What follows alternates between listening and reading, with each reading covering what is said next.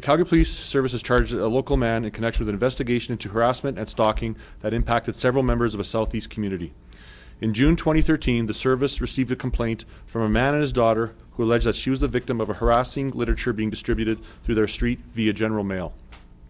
In 2011, the victim claimed she started receiving harassing messages via an unknown online account. This later escalated to flyers being distributed in her neighborhood.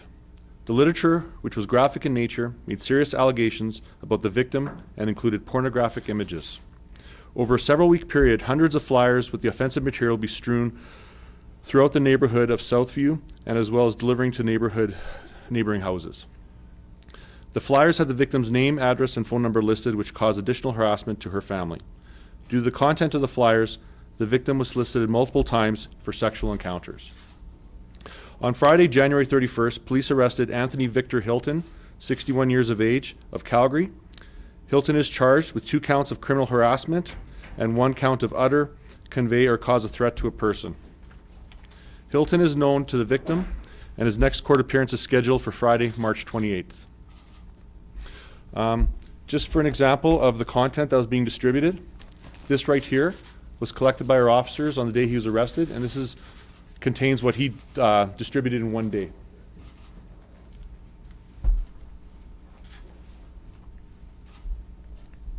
Are you surprised at his age? I mean, this seems sort of like something that a 20-year-old would do if he was upset with an ex or something like that. At 61 years old, he should know better. We deal with people of all ages, all backgrounds in these type of situations, so it's not surprising once the investigation's concluded that someone of this age did this.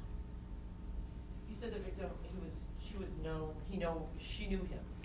Could you tell me what was the nature of the relationship?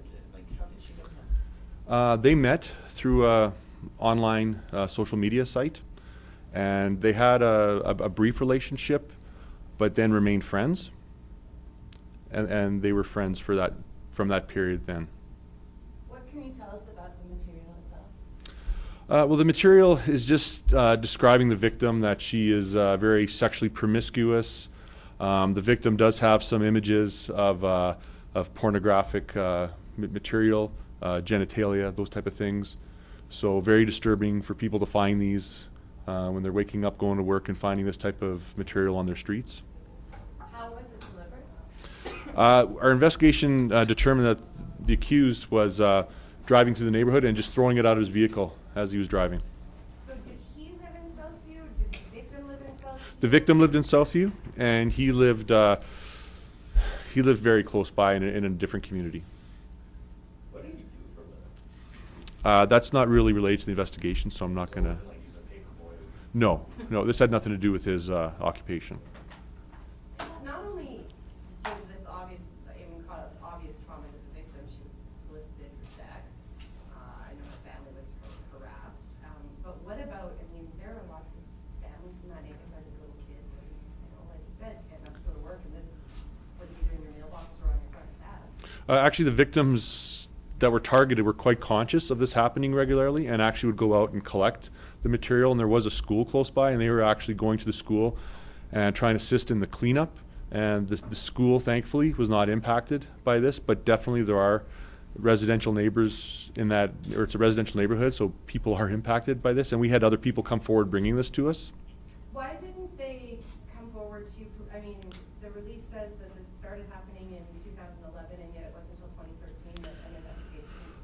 Well, the occurrences from 2011 to 2013 were more of an online variety, and then finally in 2013 the victim came forward relaying to us the activities from those online kind of harassment, threatening, bullying conversations were going over the internet.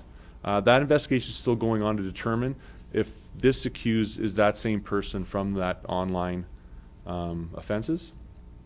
Can you put it into context as to how usual or unusual this type of charge is? Well, harassing we deal with quite regularly in domestic occurrences, but in something like where the victim is actually friends of the accused, and the accused is kind of doing this under a ruse and using this transportation medium of delivering this type of messages, very unusual.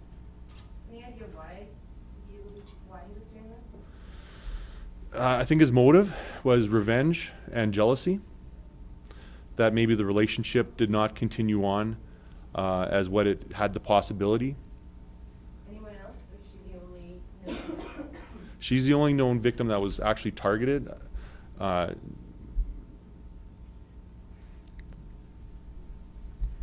Not including the victims that were not intentionally targeted but did receive these. And what about the risk of violence? Was there any suggestion, or are you concerned, or how concerned are you? The victim was never really concerned for any violence, that fact, but we did do a lot of investigation to ensure the victim's safety and took measures that she did the appropriate things. A lot of techniques were used in this investigation, and part of what hindered this investigation was that the accused was a friend of the victim and was able to use that information to avoid detection for a short period of time. Did you get complaints from the residents about this? Absolutely. People were bringing in these documents to our district office, and that did help our investigation because it just provided more information for us to go forward on with this investigation. Can you tell me the likelihood of whether or not there will be further charges vis-a-vis the online? Well, the investigation's ongoing on several fronts, so it is possible that charges could be explored and laid. Are you wanting to, like you said, no other known victims, are you wanting to confirm that there aren't any other victims? Do you want to hear from people if they've had similar experiences?